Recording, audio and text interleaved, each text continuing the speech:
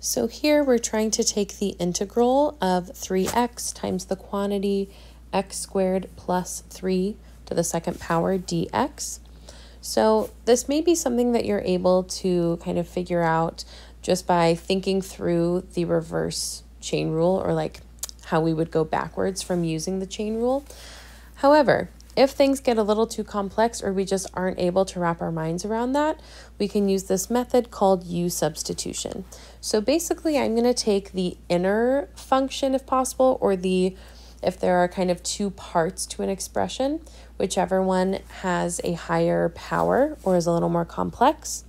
And I'm going to assign that to be u. So in this case, u is going to be what's in the parentheses, which is x squared plus 3.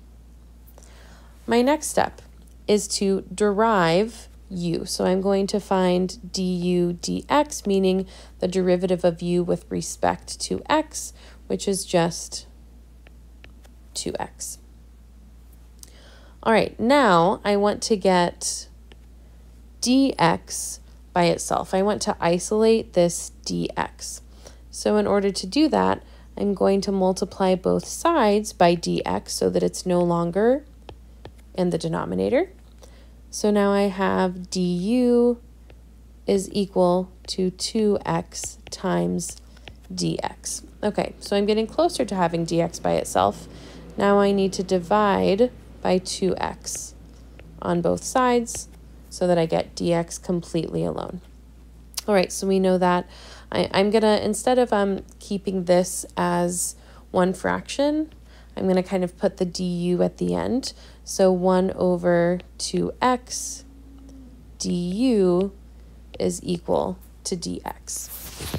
Okay, what is the purpose of this? The purpose is so we can take the original expression that we're trying to find an antiderivative of and make it look simpler.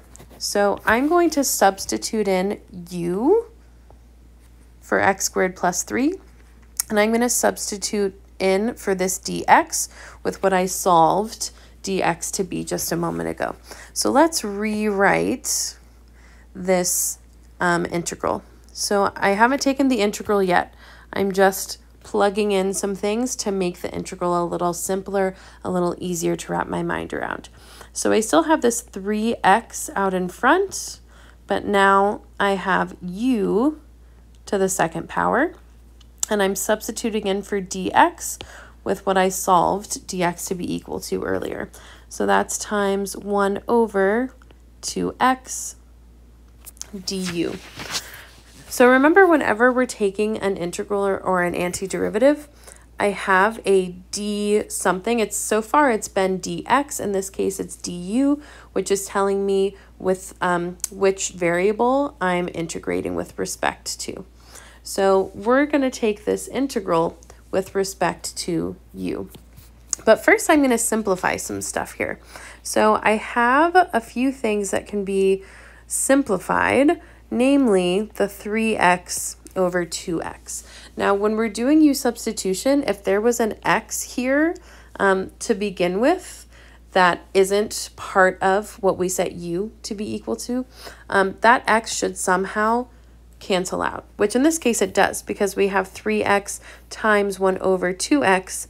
Those x's are going to cancel. So now I just have the integral of 3 over 2 times u squared du. And this looks like something we certainly know how to take the antiderivative of. We just have to apply and think about reverse power rule. So I'm going to actually take out the 3/2 out of the integral, which is something I am allowed to do. I can just kind of pull it out and multiply by it at the end. And I'm just going to make this integral even simpler to think about. It's just u squared du. All right, now let's actually integrate. Okay, so let's switch colors a little bit. U squared, if I'm thinking through reverse power rule, that means I'm going to have to add 1 to this exponent. So it's going to be u cubed. In order to get the coefficient here, which since there's nothing written there means it was 1, I'll have to have a coefficient of 1/3 here. But all of that is being multiplied by the 3/2.